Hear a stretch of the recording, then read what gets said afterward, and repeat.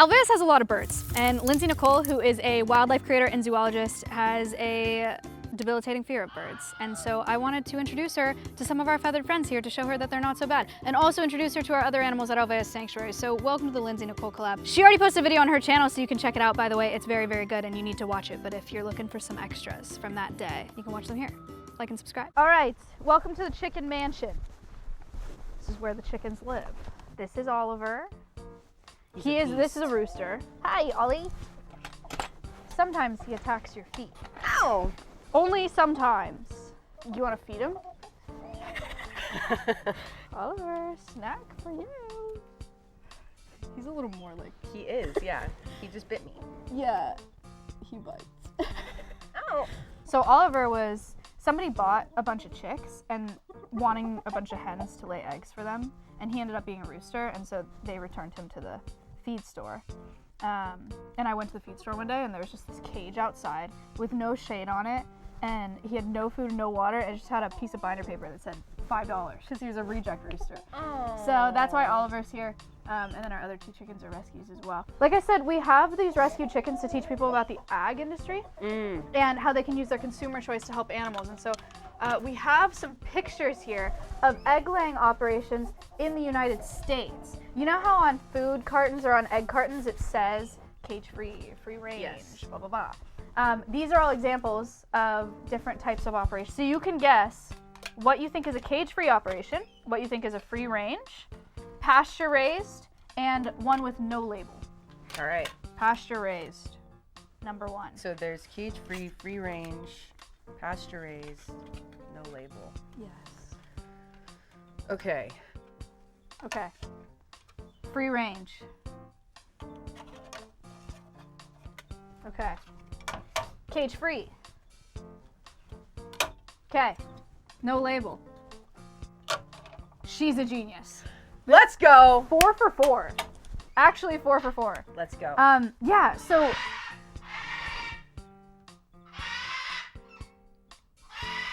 that's next. A styrofoam egg carton container, like the cheapest eggs that you can buy that doesn't have a label, is usually gonna be battery cages like this. So a bunch of chickens in cages. This is the most efficient way to produce eggs. Most amount of birds in a small amount of space, most amount of eggs. A cage-free operation is pretty much the same. It's just there's no cages to separate those birds, which doesn't necessarily mean better, because there's a lot of fighting that happens in operations like this. Chickens can hurt each other, and there's still a bunch of birds in one space. Free range, essentially the same as cage-free. Both aren't what they sound like. And then pasture raised, this is the label that we recommend in the US for egg cartons. Pasture raised, certified humane. This is an independent audit that will go to these operations and certify that it's the only label that we have in the US right now that is what it sounds like. So far, I have only introduced you to birds that are not dangerous, like, at all. These are dangerous. Oh! I'm gonna be honest with you, these are really dangerous birds. Parrots are people do underestimate parrots constantly in so many ways. So many people have parrots as pets. Yes, they underestimate how long they live. They can live like 70 years. They underestimate how loud they can be. They can scream at 130 decibels. That's like, will damage your hearing and hurts. And they can bite very hard. Like, they can take fingers off, they can break skin very easily. So people underestimate them in tons of ways all the time. And that's why so many people get parrots as pets and then can't actually commit to having a parrot as a pet. This is all great information going in. And we're starting small with Mia. This is Mia. She's an African gray, a Congo African gray, more specifically. This is the largest parrot in Africa. That we know of. That we know of. This is a bird that'll live a really long time and makes a lot of eye contact and can bite really, really hard. And a lot of people think they want them because African grays have a reputation for being super smart. And they are so smart. So you know how her feathers look kind of raggedy and crazy on her chest? When she got here, her chest was completely bald because parrots under human care will self-mutilate from stress. They don't do it in the wild, or no one's observed it in the wild before, but a lot of pet parrots will tear out their own feathers or pluck their own feathers. And so Mia had plucked her entire chest bare when she got here, and I can send you those progress pictures to put in. But she looks a lot better now, which is really exciting and is a good sign of how she's feeling here at Alveus. Would you like to meet some bigger parrots? Yeah. Yeah, okay. Let's do it. These are the macaws. So Mia is not the kind of bird that could take off your finger, but these guys could. Oh my god. They have huge, huge beaks. This is Tico and Miley. Seriously, just don't get too close to them. So Tico over here is a blue and gold macaw, and Miley is a Catalina macaw. So this is a hybrid between a scarlet macaw and a blue and gold macaw. It's something that people do in captivity for the pet trade. Tico was dropped off in a box outside of a humane society in California. So someone got her as a pet, and then I assume pretty quickly was like, oh my gosh, what have I done? And surrendered her, and then Miley was also somebody's pet at one point too. They're pair bonded females. So these are our resident lesbian birds. Hell yeah. Let's go. Shout out. Love that. Yeah, we love them. This is a bird when you get up close to it, you're like, why on earth does anybody want this in their house? Like, where is it gonna go? Also, they chew through wood. Like, these are their toys. Look at a parrot toy, right? This is a macaw toy. This is like it's a 2x4 cut. Like, it's crazy. Just because they love chewing through wood, and our houses are made out of wood. So like, they chew through people's, like, they chew through walls and stuff? Yes, totally. They chew through walls, they can chew up a couch, they can chew through your fingers, they can chew up anything. We have to replace these branches. She's okay. They chew fingers off? They could. So are you against birds as pets? Generally, I think most people shouldn't have birds as pets, parrots as pets. But there are a lot of parrots that are in need of rescue that cannot be released into the wild. And so I think if you're gonna rescue a bird and like do the research and put in the time, totally. I just think getting birds impulsively hardly ever works. Tico's dancing. Right? Really... Oh! Oh, go Tico! Yeah! Oh my goodness, she's getting down! Wow, Tico! She doesn't usually go that high. Oh my gosh! Oh my god! Oh my gosh, she's going crazy! All right, well, those are the macaws. What do you think? They still freak me out. That's... Yeah. I didn't pitch them well to make you less scared, because like the whole thing is that you like should be scared of these birds. I did an internship at a parrot sanctuary. It was a tough summer. It was every single day. I was getting bit every day and screamed at. You have to wear earplugs all the time because you'll like actually lose your hearing. And so I came out of that internship being like, more people need to know about this. Yeah, no, I don't blame you. We're gonna go meet another bird right now that I feel like is more scary than meeting the macaws because he flies. Okay, yeah. And so I feel like flying at you is like a different experience, you know? Well, that's where some of my fear comes from. Oh. Because I did a volunteer internship. Okay. And I wasn't ready for how many birds there were. And there were a lot of flying birds, and that really freaked me out. I had never worked with birds before. It was three-dimensional, you know, like they were all over the place. They asked me to go feed the heron, and I had never seen a heron before. Oh no. They gave me this big bowl of fish, big fish. Yeah. And so I was like, how big is this fucking bird? And they were like, you have to make sure to put the goggles on before you go in. And I was like, what are you talking about? So I put those lab goggles on, and I opened the door, and this thing, no, it's like, it's on a pole already 4 feet up in the air. So it's like 7 feet tall. And it literally like, it's looking this way, and it goes, just looks right at me. Uh-huh. And I threw the bowl in and I ran away. Wait, that's it? That's it. It freaked me out. It didn't even come at you? No. Oh my gosh. It was really big. I wasn't expecting a bird to be that big. That's the bird trauma? Don't invalidate me. You're invalidating no, that's me. so valid. I thought there would be an injury or something. Well, when I was 7, my sister got chased by a goose in Palm Springs. Okay. That a lot of people have goose trauma. Yeah. Why do you have so many birds? Any like wildlife rehab, rescue kind of sanctuaries, they have so many birds. Yeah. Why do you think that is? Why is it so many birds, not so many mammals? Yeah, good question. I think there are a lot of birds in need of rescue. So parrots especially, there's so many people get parrots as pets and then don't know what to do with them. So there's a ton of them in circulation. So I think a lot of people have parrots for that reason. We have the chickens because I think it's important to teach people about the ag industry and food labels. That's why we have the chickens. This next enclosure we're going to, I will explain. This is the crow enclosure. We have 2 American crows. Their names are Coconut and Abbott. I like crows. Oh, okay, good. So this is Abbott and Coconut. They're American crows. They were born in the wild here in Central Texas and then were raised by humans, so they imprinted. And that's why they're non-releasable, because they don't know how to take care of themselves. They imprinted on somebody who raised them, and imprinting is a physical change that happens in birds' brains when they're born. It's how they identify with the species. Hey, what is it?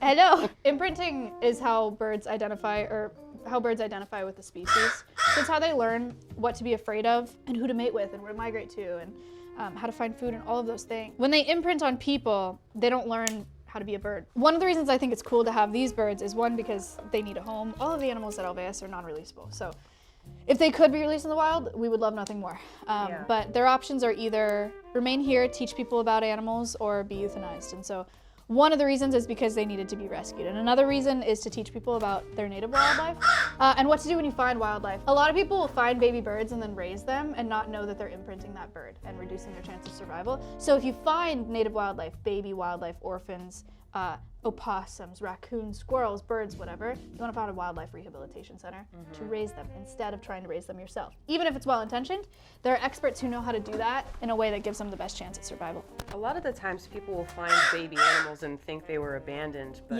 they weren't. Yes. Yeah. The deer kidnapping problem. Yeah. It's a serious problem. Yeah. I used to work at a wildlife rehab center. We had a lot of kidnapped deer. Yeah. Ravens have a throat pouch. This is another one of my I don't endorse birds being able to do this, zoo days stories. We had a raven at the zoo I used to work at, and he used to take keys and he would put them in they have this throat pouch that they can spit it back up. So he would take your keys and he'd put the entire set of keys in his throat pouch. And then he'd say, "Where's your keys?" Corvids can also talk. Crows and ravens can talk. These guys haven't, but they can talk, and I think that they can talk better than parrots, honestly.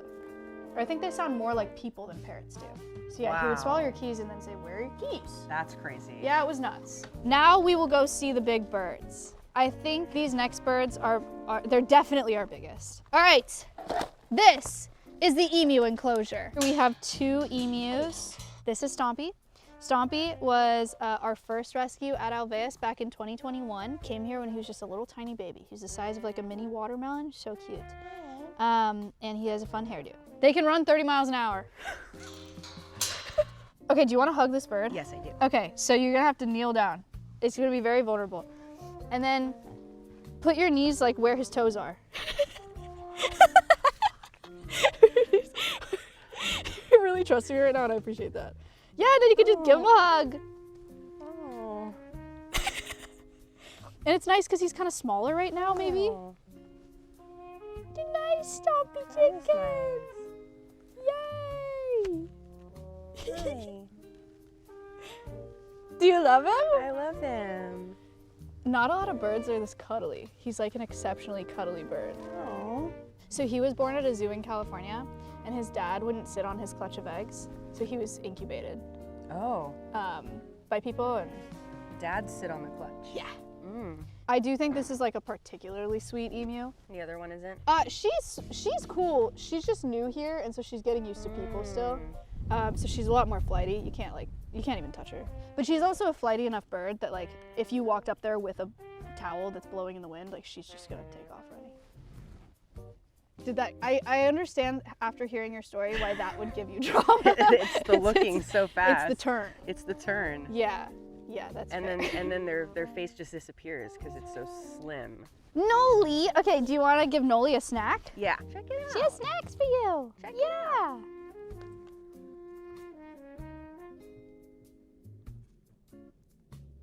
Oh my god. Okay.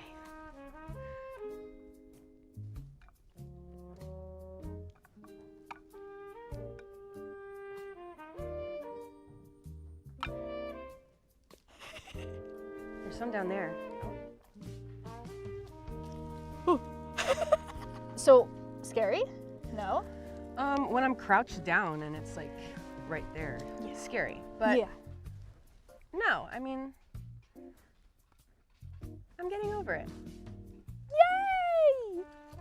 Noli! Yay. Oh my gosh, have you heard their vocalizations? No. Oh my gosh.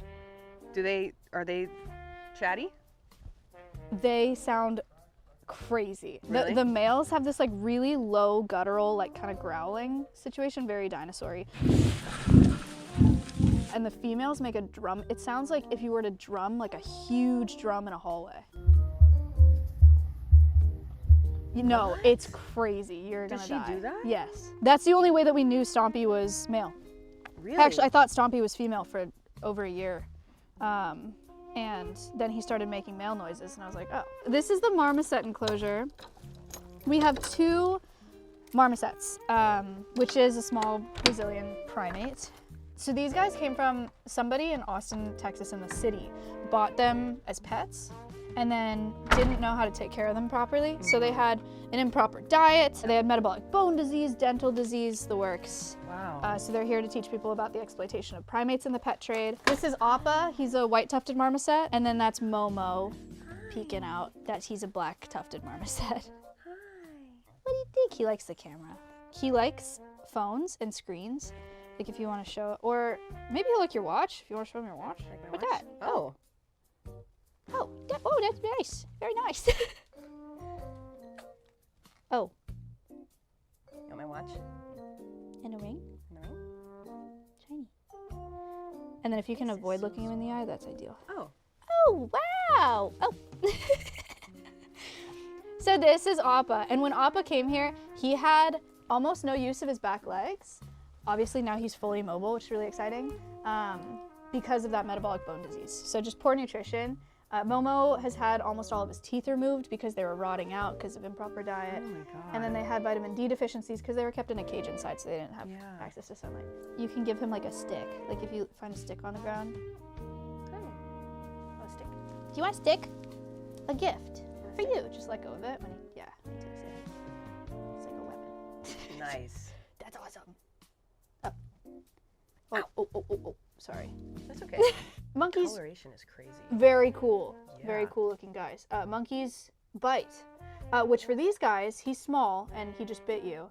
It's not the biggest deal ever, No. but when you get to like larger species of monkeys, it's so dangerous. Okay. Yeah. Oh, very nice. He also has testicles, and they'll show off their balls. It's kind of like a dominant sting. So he's getting a little bit spicy right now. Yeah, he is. Not very nice. Very cute, very small. Yeah, the bites don't hurt that bad, but not something that you want as a pet. Super unfair to them to be in a cage in someone's house. Also a seed disperser. So they'll eat fruits and vegetables, get the seeds, holy cow, and swing around your house and shit everywhere. Not something that you want. So we have 2 rescued wolf dogs here. Their names are Awa and Aquila. And wolf dogs are exactly what it sounds like. It's a hybrid between a wolf and a dog. And that happens because people are like, I want my dog to be part wolf. Yep. That's awesome. Yep. The reality of doing that is that you get an animal that most of the time cannot be a pet because they're part wolf. So there's more risk involved to kids and other small pets. They're more unpredictable. And then you also get an animal that can never be released in the wild like a wolf because it's part dog. So most of them end up being euthanized or have to be rescued at a facility like this. And there aren't a lot of facilities like this that can take them in. This is Awa and Aquila. So Awa was rescued from a roadside zoo.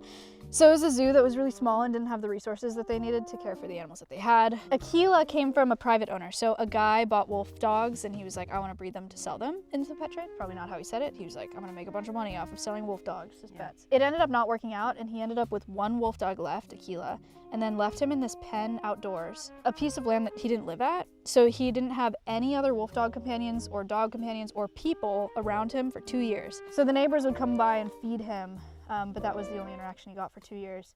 And they submitted him for rescue, and so that's how he ended up here. This is the fox enclosure. Ooh. This one we can go in. Oh my God. So we have 2 American red foxes in here. Their names are Finn and Reed. This is Finn. Hi, buddy. She got a snack. Oh, yum. And he probably won't let you pet him, but you can feed him. This is an American red fox, and a lot of times people are like, he's not red, because lots of foxes are bred to be these colors for the fur trade and the pet trade. So he was a confiscation from the illegal pet trade in California. People want these as pets because they're like, it'll be a dog, but slightly cooler, and they just don't act like dogs. Like, it's not a dog. They scent mark everything. Yeah. Pee and poop on everything, everywhere. They also kind of smell like skunks. In an enclosure this open air, maybe, I don't know if you can smell it. I've also gotten used to it. But it really smells like a skunk. I smelled a little something. Yeah. And in an enclosed space, it's gnarly. And then they also can be really destructive. They dig. We're really excited about this. They did this? They're making a little den. Isn't that cute? Oh my God. Yeah. That's really cute. And this is great because it's like we gave them this pile of dirt to do this, but they're really destructive, like inside of a house. And if it's something you don't want them to do this to, that sucks. Right. Foxes, terrible pets. And then also the fur trade. So foxes, wolf dogs, rabbits, minks, lots of other animal species are bred just for the sake of fur. And it's not a byproduct of like a meat, it's just they're bred to be slaughtered for fur. So the fur trade is a really, really, really sad one. And there's still tens of millions of animals every year that are killed just for fur. Wolf dogs are in it too? Yeah, it's crazy. Coyotes too. Hi. Welcome to the pasture. This is Jalapeno. Here's a cookie for him. He's very like lippy. He's not gonna bite you, but like he's got a lot of mouth. Just no. That's a crazy thing to say. He is lippy. Yeah. He's very lippy. So Jalapeno was rescued. He was on his way to slaughter in Central Texas. And then that's Serrano. They're the pepper boys. Here's more cookies. So these guys were both rescued donkeys. They use donkey hide in traditional Chinese medicine to make a gelatin. Ooh. I know. I don't know why he does that. You just put your entire hand in your mouth. Sorry. The entire hand. No more putting whole hands in mouth. No, Jalapeno. No. This is Winnie. You can pet her wherever. She's very friendly and very chill. Hi, miss. Oh, hello. So Winnie was rescued from a beef operation in Oklahoma. So she would have been slaughtered for beef. She's a red Angus beef cow. So Angus beef, as you see it in stores, is either red Angus or black Angus. So this, but black hair and taller. So with a rescue like that, Yeah. what makes her eligible for rescue? Like So- what happened? For her mom had mastitis, so she couldn't nurse her. So she became a bottle baby. Bottle babies for cattle ranchers, they'll do it. It's just a lot of work because they need to be bottled a bunch. And so they don't necessarily like having them. And so the rancher was like, here's a bottle baby. Would you rather do it? And I said yes. So that's how she ended up here. And she's here to teach people about the ag industry. She steps forward, just watch your toes. Okay. She's not gonna intentionally step on you, but she's here to teach people about the ag industry and about the beef industry and the emissions that come out of the beef industry. Great example, thank you, Winnie, she just burped. Cows burp and fart methane, which is a greenhouse gas. And that's fine that they do that naturally, but the demand for beef on our planet is so high that it's affecting our climate, with how much methane they're producing. So we recommend, if you don't know where to start but you want to do something better for the environment with the choices that you're making and what you're eating, starting by eating less beef is a great place to start. I have some friends that I would like to introduce you to. I love inverts. I love bugs a lot. And I like to think of myself as the bug PR gal. I didn't love them before. Like it was 2022 or 2023 maybe. I had this crisis and I was like, I have this platform, how do I use it the right way? Like what's really important? So I talked to a bunch of biologists and I was like, what's really important? And a bunch that said invert conservation. Yeah. And I was like, okay, I guess I have to like go learn about invertebrates. That kind of sucks because I've never been into them. And then I started learning about them and I was like, oh, holy shit. They're so Invertebrates cool. are sick. So sick. There's so many invertebrates and so many of them I'm not afraid of, but I know the ones you have are the ones I'm afraid of. Oh, like what? Arachnids. Good to know. Thank you for telling me that. I shouldn't I shouldn't have said that. Okay, I have a bug. He is very large, Lindsay. No. No, I'm fine. I'm actually fine. And the rule is you cannot throw the bug because he's a living creature and you can't hurt him. Of course even if you're not. scared. I would never. Okay, great. I'm going to bring him over to your hand and then I'm gonna kind of move him onto your hands. Are you ready? Yep. Okay, this is my hand touching your hand here. Okay, but he's on my hand. Okay. Are you ready? Yes. Okay, here he comes. What do you think it is? Okay, he's kind of on your hand. Okay.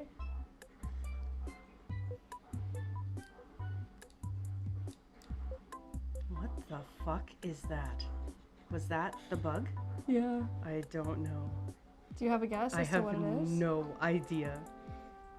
This is He's something fully on you now. I can feel that. It's quite large. It feels like what I would expect a horseshoe crab to feel like, but with antennas. Oh, are you ready to see him? I'm not opening my eyes yet. Okay. Okay. Yeah, that's fine. That's fine. Yeah, that's fine. Oh my god.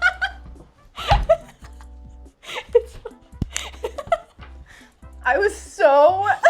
I've actually never had it made that noise. It was the wheels. I'm gonna start with the gateway bug. This is my gateway bug. His name is Marty.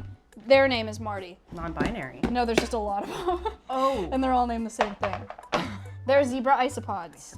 They're all named Marty because they all look the same. So I call this my gateway bug because most people are not afraid of roly-polies. Yeah. Because they're small and like really harmless and cool and nice. Isopods are really cool and important. They're detritivores. Ooh, little guy. They're detritivores, so they break down decaying matter and help us make soils that are better for growing things, which is really, really important. They're also really cool. They're super diverse. So these guys look like what you think of when you think of a roly-poly, except they have stripes. Yeah. Zebra isopods. Our isopods can be like yellow and purple. They can be really small, like that, and they can be really big, like this. Yeah, the giant isopod. Yeah, giant isopods. So there's a ton of diversity, and they're very, very cool, and they're very important for our planet. Okay, so Marty, not so scary. Marty's not scary. Give me a hard one.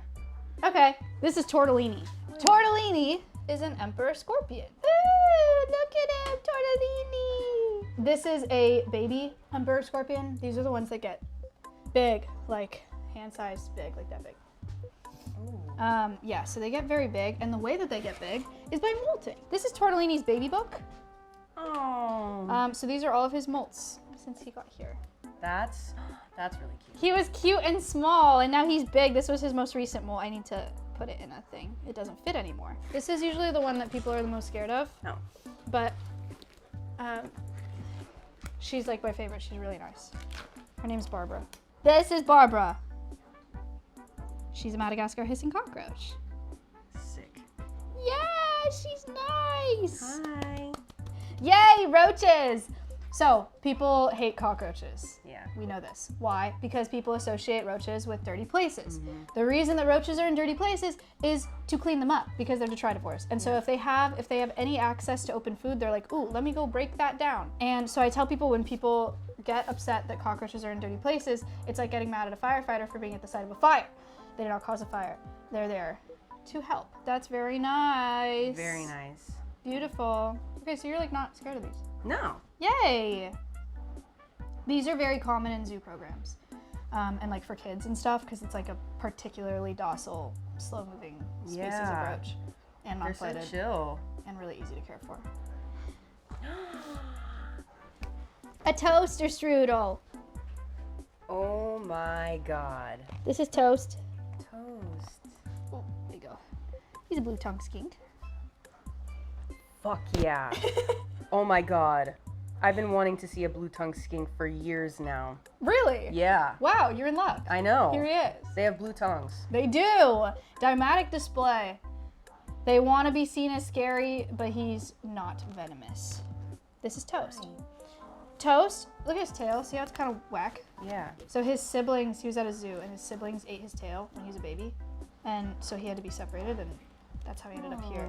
He likes shoulders and hair sometimes. Okay. So but they can actually bite pretty hard. Really? Yeah, in the wild, if they want to look really scary, they'll stick their tongue out and flatten it and like swish it around like this. And then a skink that's mad like that will bite like a motherfucker. You don't want to get bit by that guy. That's crazy looking. Yeah. Yeah, but he doesn't do that. Yeah, that's you if you were mad, but you're not mad. He's not mad. Hooray! That's a tour. Awesome. Those are the animals that we have here.